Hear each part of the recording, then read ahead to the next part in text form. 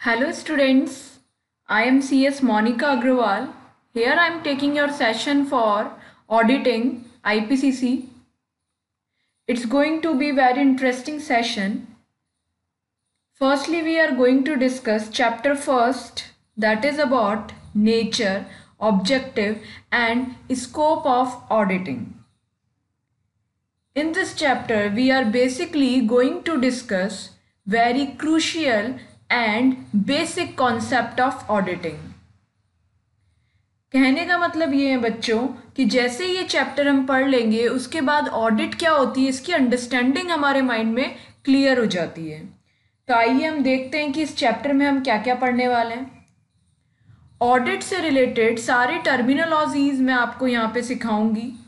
इसके अलावा हम पढ़ेंगे कि ऑडिट होती क्या है, meaning of auditing, objective of auditing, scope, aspects, advantage, limitations and types of auditing, quality control under auditing and ethical requirements under auditing, relationship of auditing with other disciplines. This is the whole content of this chapter. So firstly I am going to discuss what is auditing. So here I am taking a blank slide to make you understand what I want to say about auditing. Firstly, what is auditing?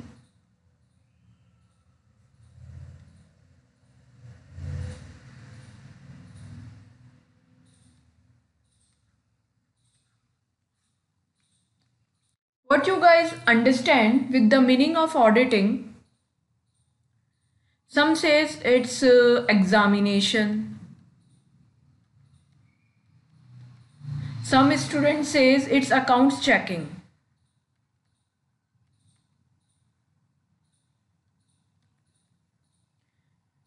कुछ बच्चे कहते हैं ma'am इसमें तो investigation होती है, audit मतलब investigation. कुछ बोलते हैं investigation is different, it is inspection etcetera etcetera. But believe me students, audit is nothing like that. Then what is auditing? I am making you clear now.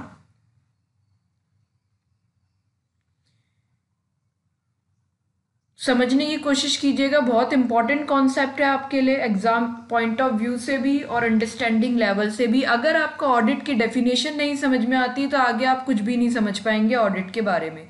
तो आइए मेरे साथ। Firstly, audit is an independent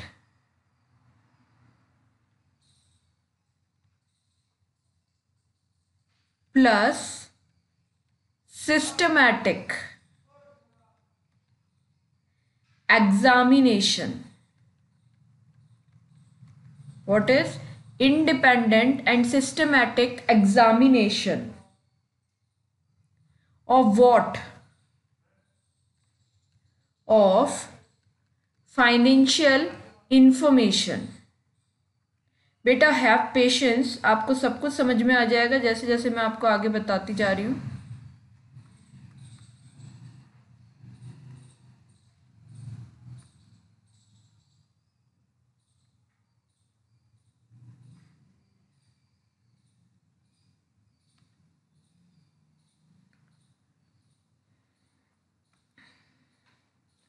What I am saying, audit is an independent and systematic examination of financial information. What is financial information? What is the meaning of independent and what is the meaning of systematic and what is the meaning of examination? Each and every term I will going to make you understand. Firstly, we are completing the definition, after we will go the whole lesson.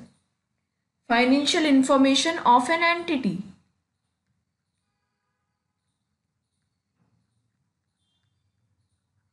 बेटा audit की definition मैं दो part में पढ़ाती हूँ। ये first part है, पूरी डेफिनेशन कंप्लीट नहीं हुई है, ये फर्स्ट पार्ट है।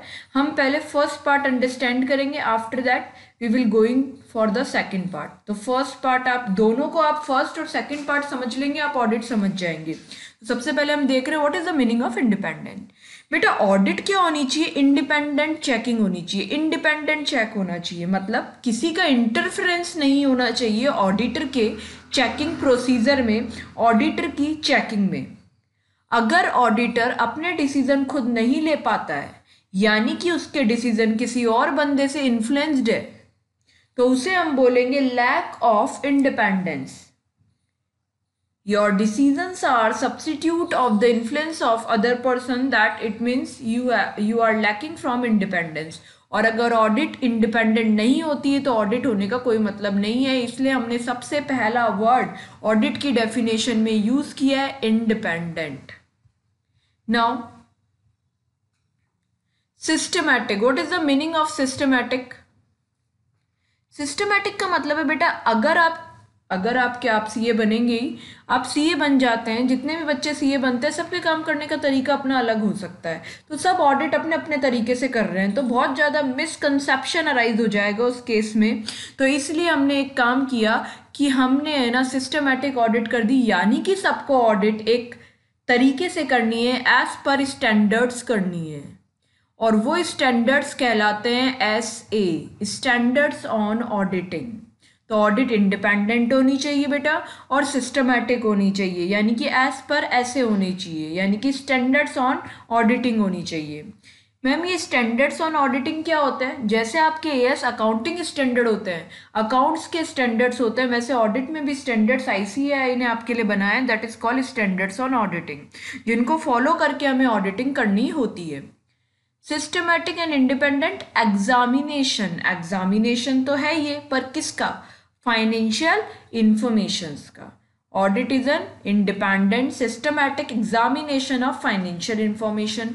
मैम ये फाइनेंशियल इंफॉर्मेशन का मतलब बताओ। फाइनेंशियल इंफॉर्मेशन का मतलब होता है बेटा books of accounts plus financial statements. ये डीपली मीनिंग है आपका, हर जगह इनको फाइनेंशियल स्टेटमेंट और फाइनेंशियल इंफॉर्मेशन को आप एक साथ एक जैसा ही मान के ट्रीट करके यूज़ किया जाता है किताबों में, लेकिन जो मतलब है वो ये है, फाइनेंशियल इंफॉर्मेशन में बुक्स ऑफ अकाउंट्स और फाइनेंशियल स्टेटमेंट दोनों इंक्लूडेड होते हैं। बुक्स ऑफ अकाउंट्स में आपके general ledger trial balance everything is included. In financial statement में जैसा कि आप जानते हैं आपका statement of profit and loss, इसके अलावा आपकी बैलेंस शीट, इसके अलावा कैश फ्लो और नोट्स टू अकाउंट्स, एंड एक और है बेटा क्या? Change in equity, change in equity, ये सारे आपके फाइनेंशियल स्टेटमेंट में आते हैं। ठीक है, तो books of accounts plus financial statement are included in financial information. ठीक है बेटा, अब हम आगे चलेंगे, आगे सेकंड पार्ट समझने के लिए। उससे पहले मैं फर्स्ट पार्ट ऑडिट की डेफिनेशन का समराइज कर रही हूँ आपके सामने, that is called independent and systematic examination of financial information of an entity. Independent systematic examination of financial information of an entity. It is very simple to understand. Now we are going for the second part.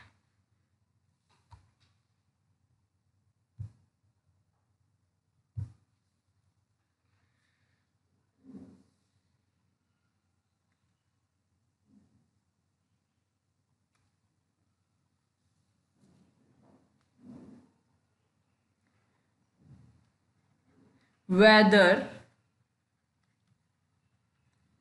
profit oriented or not, irrespective of size and legal form, to express an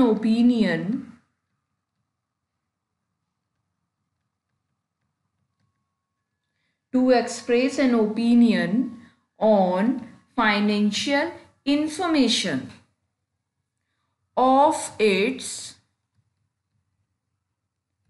true and fair view. Now बेटा मैं आपको पूरी definition समझा रही हूँ। पहले हमने देखा ऑडिट का फर्स्ट पार्ट में डेफिनेशन क्या, independent and systematic examination of financial information of an entity. उसको हम कंटिन्यू कर रहे हैं, independent and systematic examination of financial information of an entity whether profit oriented or not, whether profit oriented or not, irrespective of its size and legal form, to express opinion on financial information of its true and fair view. तो बेटा आपको first part समझ में आ गया था definition का, अब हम सेकंड पार्ट समझ रहे हैं। सेकंड पार्ट में क्या बताया कि भाई आप जिस एंटिटी की इंडिपेंडेंट सिस्टमैटिक एग्जामिनेशन करने वाले हो, जिसकी फाइनेंशियल इंफॉर्मेशन की, वो एंटिटी चाहे प्रॉफिट ओरिएंटेड हो या ना हो, इससे कोई फर्क नहीं पड़ता है। यानी कि कोई प्रॉफिट ओरिएंटेड बिजनेस नहीं कर रहा है तो भी उसकी ऑडिटिंग उसी तरीके से होगी। Irrespective of size and legal form, वो छोटी ऑर्गेनाइजेशन हो, छोटी साइज की हो या बड़ी साइज की हो, उससे कोई फर्क नहीं पड़ता है। कोई छोटी ऑर्गेनाइजेशन हो या बड़ी ऑर्गेनाइजेशन हो, उससे कोई भी फर्क नहीं पड़ता है, irrespective of its size. Legal form का मतलब है प्रोप्राइटरशिप में हो, पार्टनरशिप में हो यानी कि फर्म में हो, या फिर कंपनी हो, तो भी उनकी ऑडिटिंग होती है।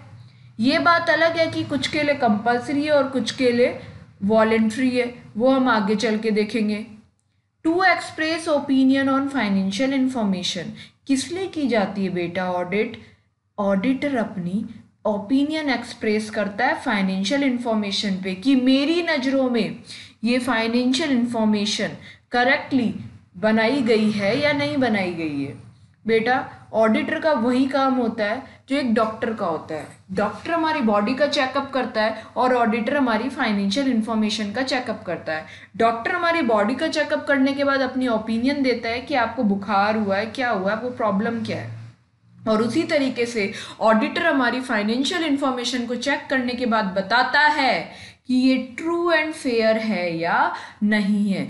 ट्रू एंड फेयर का अगर हम देसी भाषा में, अपनी लैंग्वेज में, आम भाषा में मतलब समझना चाहें तो उसका मतलब होता है, ट्रू का मतलब बताइए बेटा, ट्रू का मतलब क्या होता है? सच्चा। हाँ, और फेयर का मतलब अच्छा। यानी कि फाइनेंशियल इंफॉर्मेशन सच्ची और अच्छी है या नहीं है, इस चीज का व्यू ऑडिटर चेकिंग करने के बाद एक्सप्रेस करता है। That's all, it is auditing. True and fair view का टेक्निकल मीनिंग क्या है वो हम आगे चल के पढ़ेंगे। अभी डेफिनेशन पॉइंट ऑफ व्यू से आपको ये समझना है। अगेन मैं पूरी डेफिनेशन एक साथ ले रही हूँ, आपके टिप्स पे होनी चाहिए definition. Independent, what is auditing? It's independent and systematic examination, independent systematic examination of financial information of an entity, whether what profit oriented or not, irrespective of size and legal form, to express opinion on financial information of its true and fair view। I think आपको understanding हो गई होगी, मैंने आपको पूरी समझाने की कोशिश की है ऑडिटिंग क्या होती है। आगे चल के देखेंगे हम जो हमारी डेफिनेशन की लैंग्वेज लिखी हुई, देखो अभी हमने यही सीखी है, वही हम पढ़ रहे हैं दोबारा। An audit is independent examination of financial information of any entity, whether profit oriented or not, irrespective of its size and legal form, when such examination is conducted with a view to expressing opinion thereon। इसमें एक दो words आपके missing ही होंगे, कम नहीं, अपन ने जो याद की उससे ज़्यादा नहीं है, तो अपन ने तो अच्छी डेफिनेशन, पूरी कंप्लीट डेफिनेशन अच्छे से समझ के याद कर ली है। ये डेफिनेशन हमें ICAI ने दी है, मैंने नहीं बनाई है, बिल्कुल भी नहीं बनाई है मैंने, ये ICAI ने डेफिनेशन दी है। The person conducting this task should take care to ensure that financial statement would not mislead anybody। This he can do honestly by satisfying himself that. अब ये बोल रहे हैं अगर आप ऑडिट करने जा ही रहे हो तो आपको ये सारी चीज़ें चेक करनी पड़ेगी, तभी आप सेटिस्फाइड होंगे कि इसमें ये ट्रू एंड फेयर है, यानी कि सच्ची और अच्छी फाइनेंशियल इन्फॉर्मेशन है। इस चीज़ के लिए आप श्योर कब होगे, जब आप ये सब चीज़ें चेक करेंगे। समझ में आ रही है आपको मेरी बात?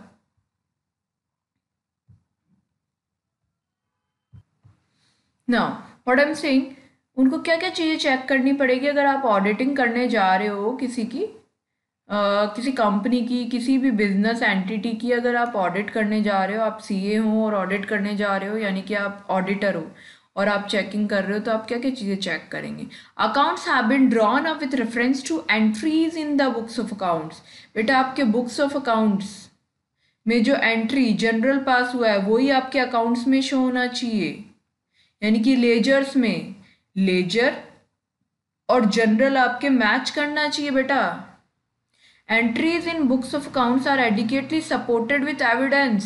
एविडेंस भी कैसी? Sufficient and appropriate. बहुत भारी भरकम वर्ड है, ध्यान से समझिएगा, आप समझने की कोशिश कीजिएगा इसका डीप में मीनिंग क्या है ऑडिट के पर्पज से, वो मैं आपको बताने की कोशिश कर रही हूँ।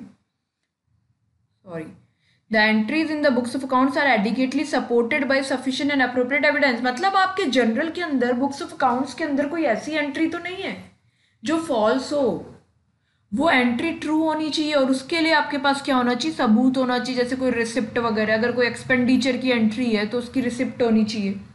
तो ये एविडेंस आपके पास होनी चाहिए, और वो एविडेंस क्या हो? सफिशिएंट। सफिशिएंट का मतलब है आपका क्वांटिटी से।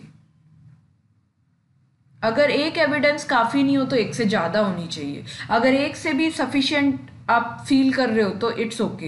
एप्रोप्रिएट मतलब क्वालिटी से। एविडेंस नकली नहीं होनी चाहिए, क्वालिटी होनी चाहिए उस एविडेंस में, रियल एविडेंस होनी चाहिए।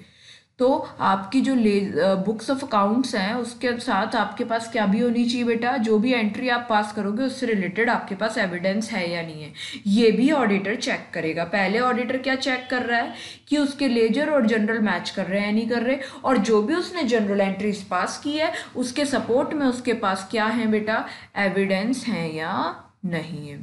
थर्ड देखेंगे, none of the entries in the books of accounts have been omitted in the process of compilation and nothing which is not in books of account has found place in the statement। मतलब कोई entry जो हुई नहीं है वो कहीं books of accounts में दिखा दियो, और जो हो गई है बेटा, देखो इन्होंने क्या बोला, sorry, none of the entries in the books of accounts have been omitted, यानी कि जो एंट्री हो गई है वो कहीं आपने एंटर नहीं की गई हो, और nothing which is in the books of account not in the books of accounts, यानी कि जो बुक्स ऑफ अकाउंट्स में नहीं है और वो फाइनेंशियल स्टेटमेंट में आपके आ गई। तो ऐसा भी नहीं होना चाहिए कि फाइनेंशियल स्टेटमेंट में तो आपने शो कर दिया और बुक्स ऑफ अकाउंट में उसकी कोई एंट्री नहीं हो रही। फाइनेंशियल स्टेटमेंट आप समझिए, balance sheet P N L play mainly information conveyed by the statement is clear and unambiguous. जो भी आप इंफॉर्मेशन दोगे अपने अकाउंट्स के अंदर वो क्लियर होनी चाहिए और किसी भी तरीके का कन्फ्यूजन अराइज ना करती हो। अनएम्बिगियस मतलब कन्फ्यूजन अराइज ना करती हो। The financial statement amounts are properly classified, described and disclosed. Amounts आपके प्रॉपरली मेंशन हो फाइनेंशियल स्टेटमेंट में, क्लासिफिकेशन प्रॉपर किया गया हो, उनका डिस्क्रिप्शन प्रॉपर दिया गया हो, और डिस्क्लोजर भी आपका प्रॉपर दिया गया है या नहीं दिया गया, ये सारी चीज़ें आपके ऑडिटर चेक करेगा। किसके अकॉर्डिंग चेक करेगा? Accounts as per accounting standards हैं या नहीं है, ये चेक करेगा ऑडिटर, एज पर AS है या नहीं है।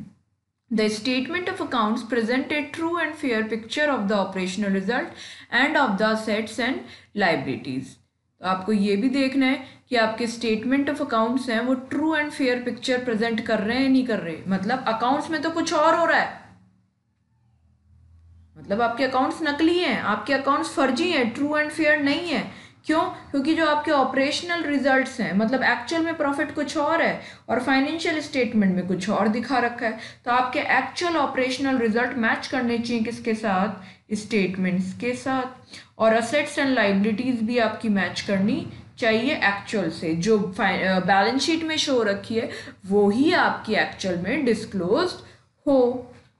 अब हम देख रहे हैं ऑडिट के ऑब्जेक्टिव्स क्या होते हैं। बेटा वेरी इंपॉर्टेंट थिंग, आप समझने की कोशिश कीजिएगा मेरे साथ, बड़ा मज़ा आने वाला है आपको ऑडिट पढ़ने में। देखिए तो हम डिस्कस कर रहे हैं अब objective of audit. Objective of audit हमारे लिए एक ऐसे दिया है इंस्टीट्यूट ने, आईसीआई ने, जिसका नंबर है आपका ऐसे 200।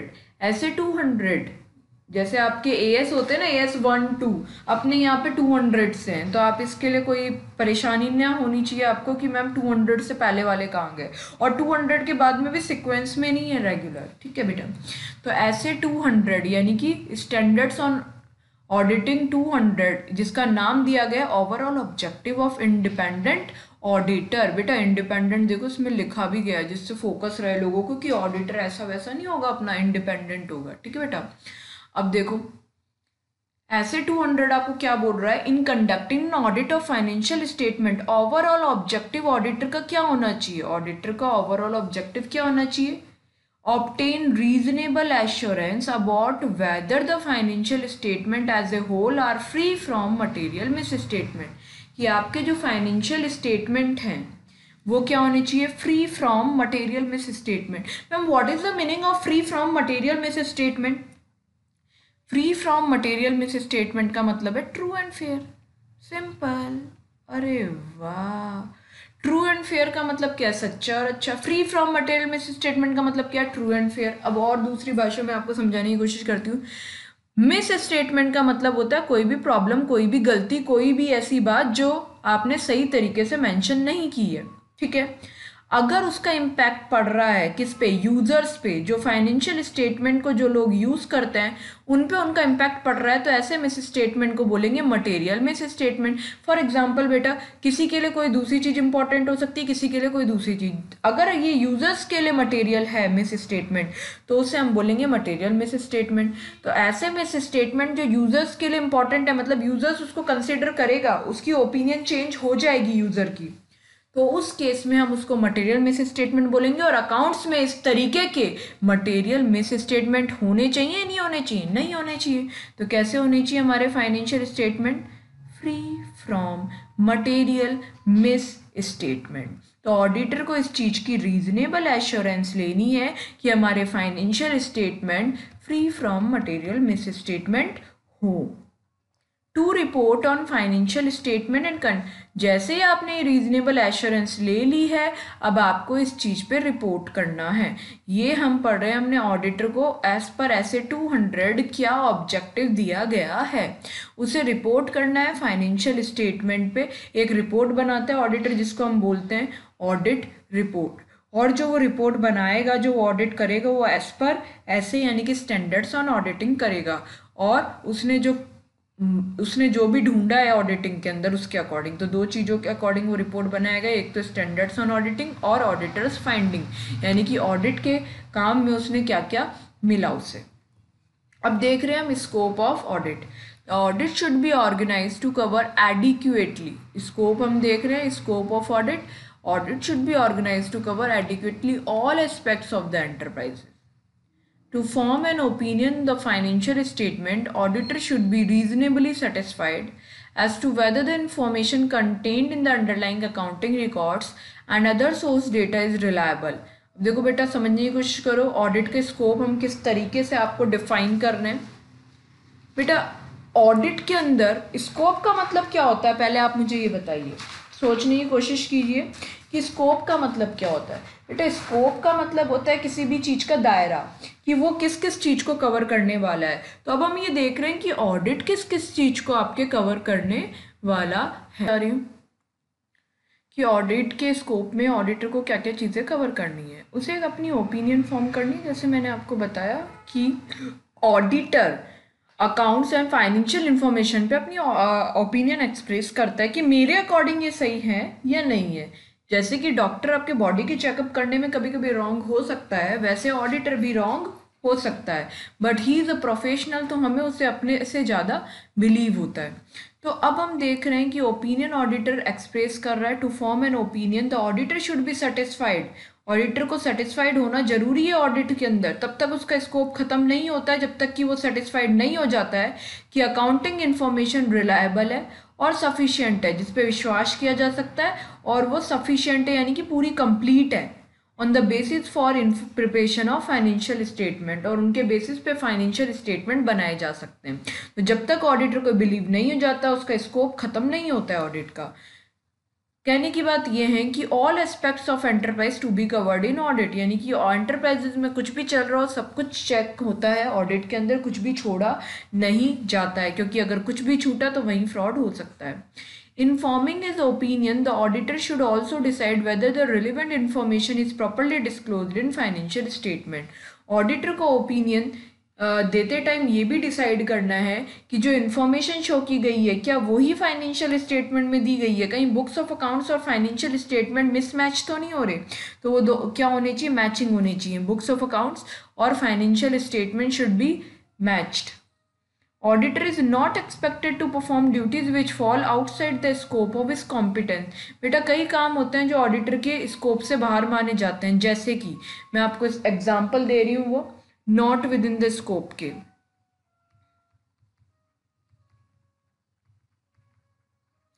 कौन से काम है जो ऑडिटर के स्कोप के बाहर माने जाते हैं, जैसे अकाउंट्स प्रिपरेशन। आपने ऑडिटर को बोला कि आप ही अकाउंट्स बना देना और आप ही अकाउंट्स प्रिपेयर कर देना, तो फिर यहाँ पे इंडिपेंडेंट नहीं रह पाएगा ऑडिटर, क्योंकि अगर आपको ही आपकी कॉपी चेक करने के लिए बोल दिया जाए तो क्या होगा, सारे के सारे बच्चे पास और वो भी फर्स्ट रैंक, तो इट्स नॉट पॉसिबल। तो यहाँ पे अकाउंट्स प्रिपेयर करने का काम ऑडिटर को नहीं दिया जा सकता, क्योंकि उसका काम तो इसे चेक करने का है। दूसरा, इम्प्लीमेंटेशन ऑफ आईसीएस। अब ये आईसीएस क्या होता है ये हम आगे चल के आगे पढ़ेंगे। इंटरनल कंट्रोल सिस्टम इसकी फुल फॉर्म है, जो कि मैनेजमेंट के थ्रू बनाया जाता है, ऑडिटर के थ्रू नहीं बनाया जाता। इसे मैं आपको आगे चल के एक्सप्लेन करूंगी। तीसरा पॉइंट है अपना, जो ऑडिटर के कॉम्पिटेंस में नहीं है। कॉम्पिटेंस मतलब ऑडिटर को सिखाया नहीं गया, ऑडिटर के क्यूरिकुलम में नहीं था, ऑडिटर की पढ़ाई में नहीं था, ऑडिटर की ट्रेनिंग में नहीं था। ऐसे कई काम होते हैं जो ऑडिटर को नहीं आ सकते, जैसे कई वैल्यूएशन से रिलेटेड वर्क होते हैं जो ऑडिटर के क्राइटेरिया में नहीं आते। वहाँ पे ऑडिटर एक्सपर्ट का सहारा लेता है, खुद से काम नहीं कर सकता। Constraint on the scope of audit that impair the auditor ability to explain. अगर ऑडिटर की ऑडिट के स्कोप में किसी भी तरीके की बाधा उत्पन्न की गई, यानी कि ऑडिटर चेकिंग कर रहा है, उसे रोका जा रहा है कि नहीं आपको ये चेक नहीं किया देना जाए, ये चेक नहीं करने देंगे हम, मैनेजमेंट उसको चेक ही नहीं करने दे रहा है कुछ भी, या फिर ऐसा हो रहा है कि ऑडिटर आता है और आप उसको इग्नोर मारते हो, इग्नोर कर देते हो और ऑडिटर बेचारा चेक इसलिए नहीं कर पा रहा है, उसे आप कोई बुक्स पूरी इन्फॉर्मेशन नहीं दे रहे हो। तो अगर किसी भी तरीके की रेस्ट्रिक्शन लगाई गई, ऑडिटर के काम में प्रॉब्लम क्रिएट की गई, तो ऑडिटर को स्वतंत्रता है इस चीज़ की कि वो अपनी ओपिनियन दे सकता है। कैसी? Unqualified opinion. अनक्वालिफाइड ओपिनियन का मतलब है जो ओपिनियन ये नहीं बता रही कि आपके अकाउंट्स पूरी तरीके से सही हैं। अब ये ओपिनियन देने के कई टाइप होते हैं, क्वालिफाइड, अनक्वालिफाइड, वो हम आपको आगे चल के पढ़ाएंगे। अनक्वालिफाइड का मतलब अभी तक आप ये समझ के चलिए कि ऑडिटर अच्छी ओपिनियन नहीं दे पाएगा। अनक्वालिफाइड का मतलब होता है अच्छी ओपिनियन, ट्रू एंड फेयर। तो ऑडिटर कौन सी ओपिनियन नहीं देगा? अनक्वालिफाइड ओपिनियन नहीं देगा, यानी कि वो कैसी ओपिनियन देगा? खराब ओपिनियन देगा। Unqualified, impair the auditor ability to express unqualified opinion. Impair मतलब हानि पहुंचाई जाएगी किसको? ऑडिटर की एबिलिटी को, कि वो अनक्वालिफाइड यानी कि अच्छी रिपोर्ट दे। तो ऑडिटर कैसी रिपोर्ट देगा? बेकार रिपोर्ट देगा अगर आपने उसके स्कोप पे किसी भी तरीके की रेस्ट्रिक्शन लगाई। तो ऑडिटर अनक्वालिफाइड ओपिनियन नहीं दे पाएगा। और हर एंटिटी क्या चाहती है? उसे कैसी ओपिनियन मिले? अनक्वालिफाइड, यानी कि अच्छी रिपोर्ट मिले। Now we are going to discuss aspects to be covered in auditing.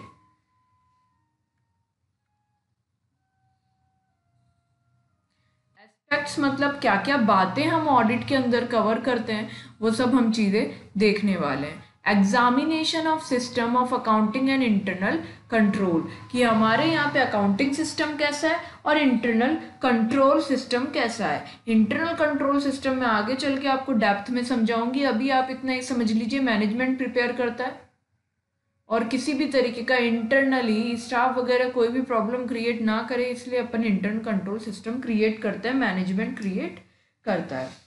ठीक है बेटा। और क्या चीज़ें आती है इसके अंदर? Review the system and procedure, other procedures, जो भी आपके ऑपरेटिंग प्रोसीजर्स हैं, जो भी आपके सिस्टम चले आ रहे हैं, उनको भी रिव्यू करने का काम आपके ऑडिट में किया जाता है।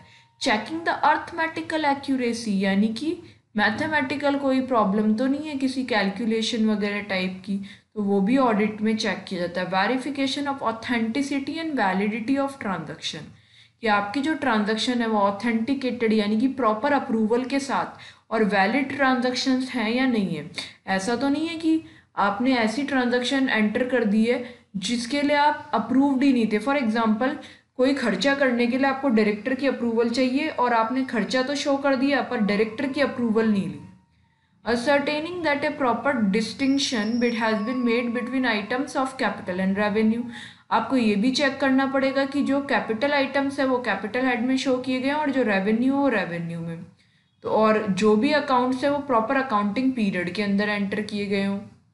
Comparison of balance sheet and profit and loss और other statement which underlying records they are in accordance therewith, मतलब आपके बैलेंस शीट और पीएनएल आपके जनरल लेजर से मैच करने चाहिए। अंडरलाइंग रिकॉर्ड्स का मतलब ये हो गया books of account, general ledger, इनसे आपके बैलेंस शीट और पीएनएल कंपेयर करने पे मैच करें। ऐसा नहीं है दोनों अलग अलग बातें कह रहे हो। Verification of title existence value of assets preparing in the balance sheet, अगर आपने बैलेंस शीट के अंदर कोई असेट शो कर रखा है तो ऑडिटर ये भी चेक करेगा कि ये असेट सच में एग्जिस्ट कर रहा है या नहीं कर रहा। अगर एग्जिस्ट कर भी रहा है और आपके पास उसका टाइटल है या नहीं है, टाइटल यानी कि ओनरशिप आपके पास उसकी है या नहीं है, और अगर ओनरशिप आपके पास उसकी है तो उसकी जो वैल्यू मेंशन है वो आपने उसकी वैल्यू तो एक्यूरेट दी है या नहीं दी है। किसके अंदर? बैलेंस शीट के अंदर। एक्चुअल और बैलेंस शीट को आप वेरीफाई कर लोगे। नाउ एस्पेक्ट्स कौन कौन से कवर हो गए अपने ऑडिटिंग के अंदर, ये सारे हमने यहाँ पे समराइज कर दिए आपके लिए चार्ट में। That is internal control, accounting system को वेरीफाई करना, authenticity, validity of transaction, underlying record से फाइनेंशियल स्टेटमेंट मैच करने चाहिए, वेरिफिकेशन आपने कर दिया असेट्स के टाइटल, एग्जिस्टेंस और वैल्यू का, verification of liabilities was also included in aspects, यानी कि लाइबिलिटीज भी आपकी प्रॉपर शो हो रखी है नहीं हो रही, ये भी चेक करोगे आप। Checking the result shown by profit and loss, profit and loss के अंदर जो रिजल्ट है वो प्रॉपर है या नहीं है। रिपोर्टिंग ऑफ अप्रोप्रिएट पर्सन और बॉडी, यानी कि ऑथेंटिकेटेड होने चाहिए आपके रिकॉर्ड्स। अब बात कर रहे हैं हम टाइप्स ऑफ ऑडिट के। Audit required under law and voluntary audit, ये हम पहले मेनली देख रहे हैं ऑडिट के टाइप्स में। तो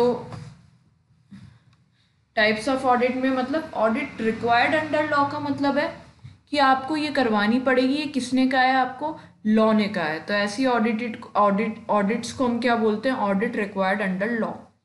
जैसे कंपनीज, जो भी कंपनीज होती हैं उनको कंपनीज एक्ट के अकॉर्डिंग कंपनी ऑडिट करवानी होती है। जो भी बैंकिंग कंपनीज होती है उनको बैंकिंग एक्ट के अकॉर्डिंग ऑडिट करवानी होती है। और इनकम टैक्स की जो ऑडिट होती है वो एज पर सेक्शन 44 AB और GST के अकॉर्डिंग होती है। इनकी कुछ लिमिट्स हैं, उसमें आप फॉलो करते हो तब आपको करवानी होती है, लेकिन कंपनी ऑडिट और बैंकिंग कंपनीज की ऑडिट तो आपको करवानी ही होगी हमेशा। वॉलेंट्री ऑडिट का मतलब है कि जैसे आपको कंपनी की ऑडिट करवाना कंपलसरी है, वैसे सोल प्रोप्राइटर की ऑडिट करवाना कंपलसरी नहीं है, ये आपकी इच्छा है। पार्टनरशिप की ऑडिट करवाना आपके लिए इच्छा है और HUF की भी ऑडिट करवाना आपकी इच्छा है, यानी कि केवल कंपनी के लिए कंपलसरी है, बाकी सब में आप वॉलेंट्री डिसीजन ले सकते हो, चाहो तो करवाओ वरना मत कराओ। No basic legal requirement of audit, किसी भी तरीके की बेसिक रिक्वायरमेंट नहीं है ऑडिट करवाने के लिए। अब हम देखेंगे advantage of auditing of financial statement, that is very very important to understand. What is the meaning of advantage? Sorry है कि ऑडिट में ऑडिट के क्या क्या एडवांटेज हैं। तो बेटा ऑडिट के एडवांटेज वो केवल किसी सिंगल बंदे को नहीं है, बहुत सारे लोग हैं जो ऑडिट के यूजर्स माने जाते हैं, ठीक है। Sorry, advantage of audit of financial statement किस किस को है? पहले हैं ओनर्स, जो बिजनेस ओनर्स हैं, यानी कि कंपनी के शेयर जिन लोगों के पास है, यानी कि shareholders are the true owners are also get advantage of audit of financial statement. अब उन्हें क्या एडवांटेज मिलता है? उन्हें एडवांटेज मिलता है कि कंपनी की परफॉर्मेंस को वह इवेल्युएट कर सकते हैं अगर ऑडिट हुई है फाइनेंशियल स्टेटमेंट की। क्यों? क्योंकि ऐसे फाइनेंशियल स्टेटमेंट ट्रू होंगे। तो तो उनको इवेल्युएट करने में ज़्यादा आसानी होगी। अगर फाइनेंशियल स्टेटमेंट की ऑडिट नहीं हो रही है तो परफॉर्मेंस गलत भी बताई जा सकती है। इवेल्युएटिंग प्रॉफिटेबिलिटी ऑफ बिजनेस, कि बिजनेस की जो प्रॉफिटेबिलिटी है वो एक्चुअली में कितनी आ रही है, वो भी ऑडिटेड फाइनेंशियल स्टेटमेंट से ही सही साबित होगी, अदरवाइज वो गलत बताई जा सकती है। मैनेजमेंट को खुद की परफॉर्मेंस इवेल्युएट करने के लिए ऑडिट करवाना अच्छा रहता है। डिसीजंस, आगे के फर्दर डिसीजंस वो तभी ले पाएंगे जब ऑडिटेड फाइनेंशियल स्टेटमेंट की रिपोर्ट वो देखेंगे। अच्छा, हमारी टैक्स लाइबिलिटी कितनी बन रही है, कितना हमें टैक्स पे करना है, ये भी ऑडिटेड फाइनेंशियल स्टेटमेंट से मैनेजमेंट को पता चलेगा। और फ्यूचर में हमें क्या आउटकम्स हो सकते हैं, क्या प्रॉब्लम्स हो सकती है, क्या फ़ायदे हो सकते हैं, expected future outcomes can be estimated by management through auditing. अच्छा, अगर आप उधार लेने जाते हो, लैंडर्स एंड क्रेडिटर्स आपको कब उधार देंगे इजीली, जब आपकी उधार लेने की क्षमता हो, यानी कि क्रेडिट वर्दीनेस हो, एबिलिटी टू रीपे हो, कि आप उधार को वापस लौटा पाओगे या नहीं लौटा पाओगे। तो बेटा आपकी क्रेडिट वर्दीनेस, कि आप उधार वापस लौटा पाओगे या नहीं लौटा पाओगे, ये किससे जज करते हैं, वो आपके ऑडिटेड फाइनेंशियल स्टेटमेंट से आपके लैंडर और क्रेडिटर की जज करेंगे। वो ये जज कर पाएंगे कि उनका पैसा वापस रिकवर हो पाएगा या नहीं हो पाएगा, और अगर हो पाएगा ऑब्वियसली वो तभी आपको उधार देंगे। कस्टमर्स जनरली ऐसे बिजनेस के साथ रन करना चाहते हैं जिनकी ऑडिट हुई हो, for determine general consistency of the business, कि बिजनेस लॉन्ग रन तक सर्वाइव कर पाएगा या नहीं कर पाएगा। गवर्नमेंट को भी सहायता होती है, अगर ऑडिट होती है तो उन्हें टैक्स कैलकुलेशन पे ट्रस्ट हो जाता है, तो calculation of direct tax will become easier for the government in the case of audited financial statement. इसी तरीके से इनडायरेक्ट टैक्स में भी उन्हें इजी रहेगा। इसके अलावा एक और एडवांटेज है, गवर्नमेंट को अगर किसी कंपनी को सब्सिडी देनी हो, यानी कि मदद देनी हो, आर्थिक सहायता देनी हो किसी भी तरीके की, तो गवर्नमेंट को ये उसके ऑडिटेड फाइनेंशियल स्टेटमेंट देख के पता चल जाएगा कि क्या उसे इस तरीके की हेल्प की ज़रूरत है या नहीं है, सब्सिडीज़ की ज़रूरत है या नहीं है।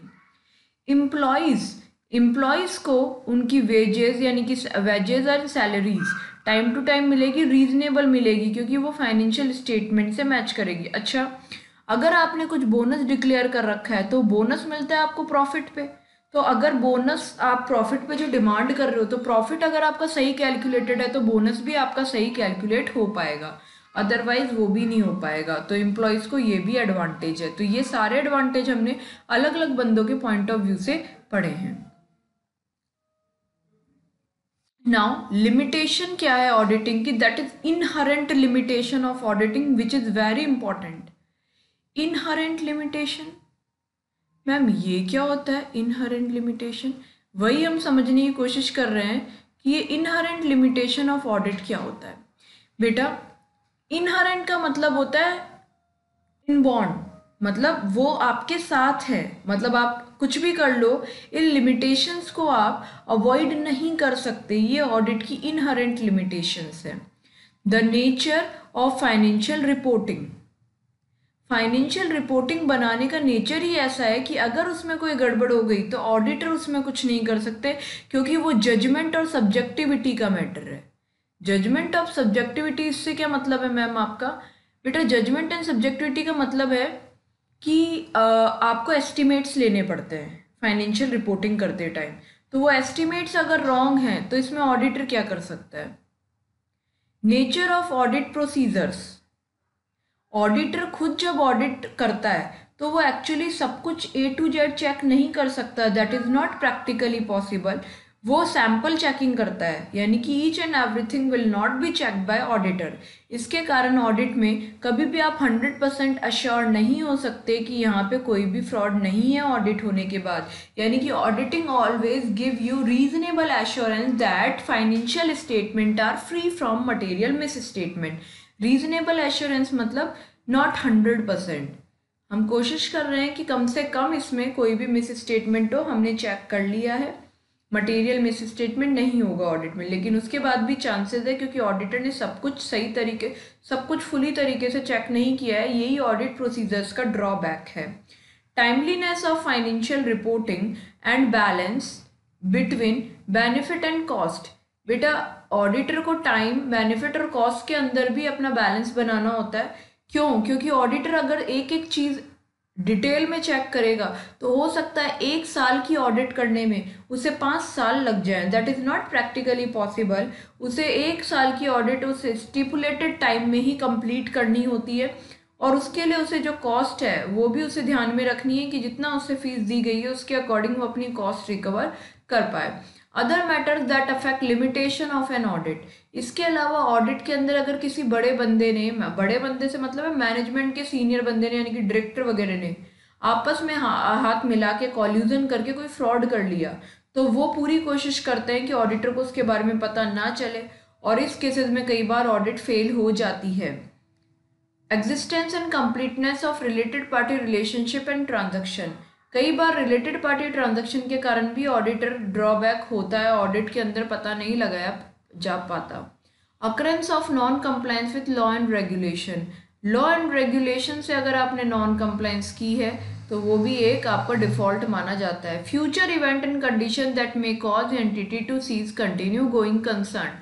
कई बार क्या होता है, फ्यूचर के कुछ इवेंट्स के कारण एंटिटी की गोइंग कंसर्न पे खतरा आ जाता है। तो ये सब अदर मैटर्स हैं जो लिमिटेशन में आते हैं। मेन आपके क्या है कि फाइनेंशियल रिपोर्टिंग का नेचर, ऑडिट प्रोसीजर्स का nature, time, cost and benefits. Relationship auditing with other discipline. बेटा ऑडिट का कहीं ना कहीं हर आपके सब्जेक्ट, जितने भी आपके सब्जेक्ट्स आप पढ़ेंगे या पढ़ चुके हैं, उन सब से कोई ना कोई रिलेशन है। जैसे अकाउंटिंग और ऑडिटिंग का बहुत बड़ा एक दूसरे के साथ रिलेशन है। कैसे कि पहले अकाउंट्स बनाए जाते हैं और उसके बाद उन्हीं की तो ऑडिटिंग होती है। तो अगर ऑडिटिंग अकाउंट्स ही नहीं होंगे तो ऑडिटिंग किसकी करोगे? तो इन दोनों का आपस में बहुत बड़ा रिलेशनशिप है कि अकाउंट्स की चेकिंग ऑडिटिंग में की जाती है। Auditing and law. Auditing and law के अंदर यानी कि ऑडिटिंग के अंदर केवल अकाउंट्स की चेकिंग नहीं होती है, लीगल कंप्लायंसेस भी चेक की जाती है। इसलिए ऑडिटिंग एंड लॉ का भी अपने आपस में रिलेशनशिप है। आप जितने भी सब्जेक्ट्स पढ़ते हैं उन सब का ऑडिटिंग के साथ रिलेशनशिप है। क्यों बेटा? क्योंकि ऑडिटर का मतलब सीए का मेन काम ऑडिट करते टाइम ऑडिटिंग करना है, और उसे ये सारी चीज़ें हमने पढ़ा था स्कोप में कि all aspect should be checked by auditor. तो ये सारी चीज़ें चेक करनी पड़ती है। ऑडिटर को इकोनॉमिक्स की भी नॉलेज होनी चाहिए, तभी वो क्या कर पाएगा, प्रॉपर ऑडिट एनालिसिस कर पाएगा। बिहेवियरल साइंस से मतलब है कि ऑडिटर को बोलते हैं ना वो व्यवहार मतलब दुनियादारी का भी पता होना चाहिए। अगर ऑडिटर को कोई बात पता करनी है, जैसे फॉर एग्जांपल कोई एम्प्लॉई है वो कोई फ्रॉड कर रहा है और वो छुपा रहा है, तो ऑडिटर को ये नॉलेज होनी चाहिए कि किस तरीके से बात को सामने लाया जाए। तो बिहेवियरल साइंस होनी चाहिए। ऑडिटर के अंदर ऐसी इंटेलेक्चुअल करेक्टरिस्टिक्स होनी चाहिए जिससे वो हर तरीके की बात को अपनी ऑडिट में डिस्कवर कर पाए। तो बिहेवियरल साइंस भी होनी चाहिए, उसमें अच्छे रिलेशनशिप मेंटेन करने वाला बंदा होना चाहिए।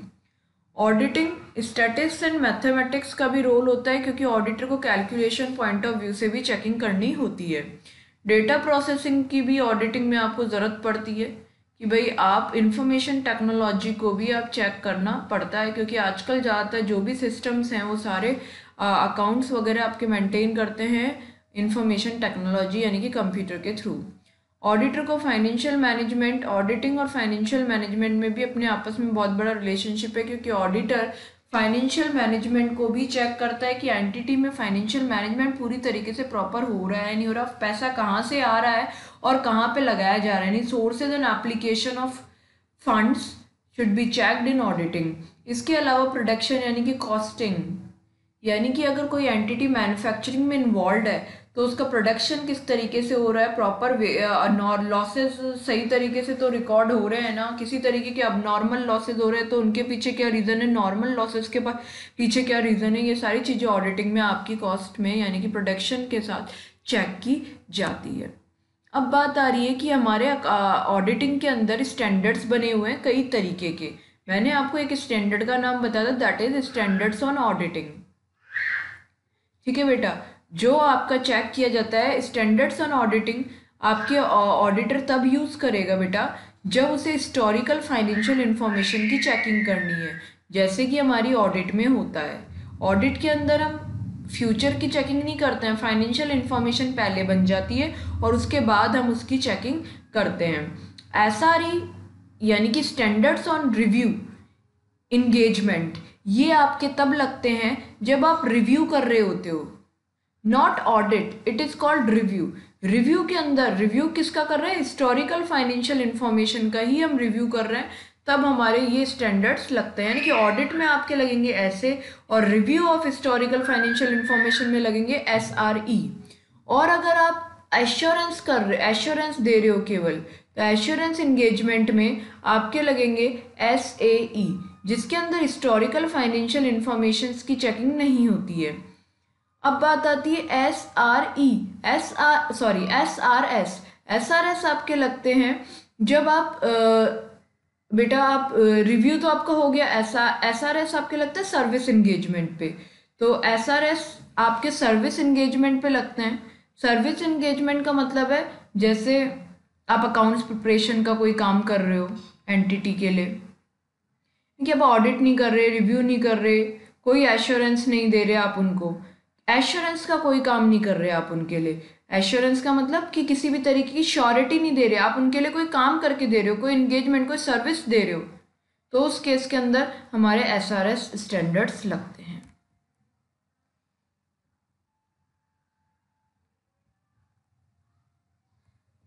नाउ ओवरव्यू हम देख रहे हैं अगेन। ऑडिट स्टैंडर्ड्स कई तरीके के होते हैं, जैसा कि हमने डिस्कस किया। ये बनाए गए हैं AASB बोर्ड के थ्रू, जो कि ICAI के थ्रू ICAI के थ्रू अप्रूव्ड होते हैं। Structure of pronouncement issued by AASB। अब इन्होंने क्या किस तरीके से बनाए गए हैं, देखो सीरीज है। SQC का अभी तक हमने डिस्कस नहीं किया था। स्टैंडर्ड्स और क्वालिटी कंट्रोल होते हैं, वो सारे इन सारे केसेस में लगते हैं, चाहे वो रिव्यू हो, चाहे एश्योरेंस हो, चाहे रिलेटेड सर्विसेज हो।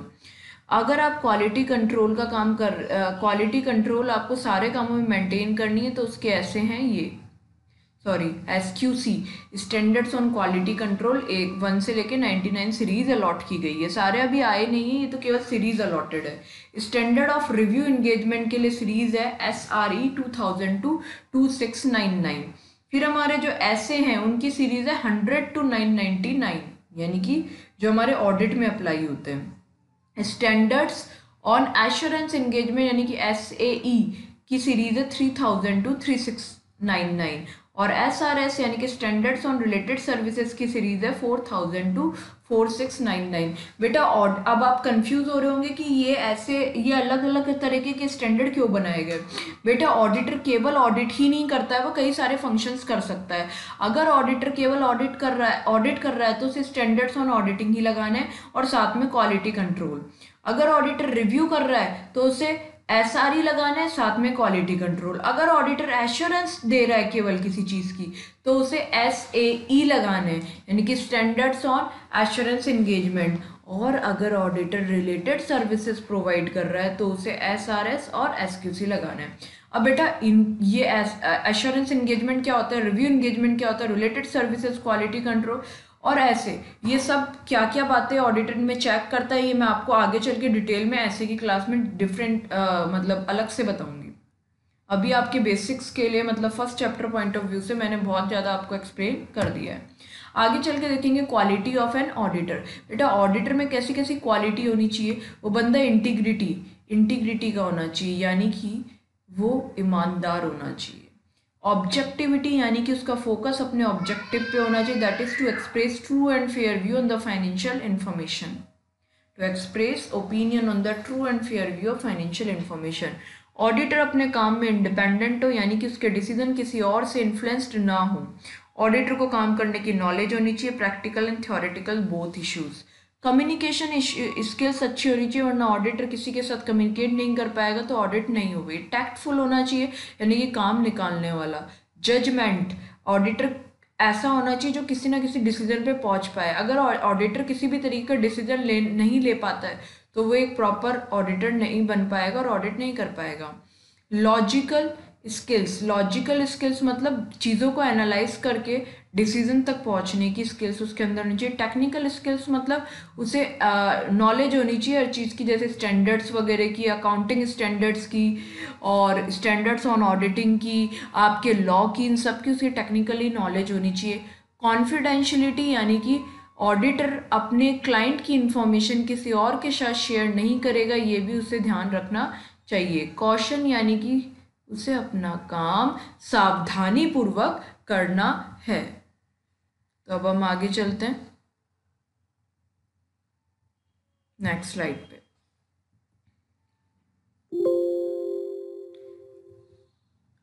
बाकी का हम नेक्स्ट स्लाइड का आगे अगले पोर्शन में, हमारे अगले पार्ट में देखेंगे। तो यहाँ तक आई होप आपको सब कुछ समझ में आ गया होगा। किसी को कोई भी क्वेरी हो तो वो मुझसे पूछ सकता है। Thank you so much.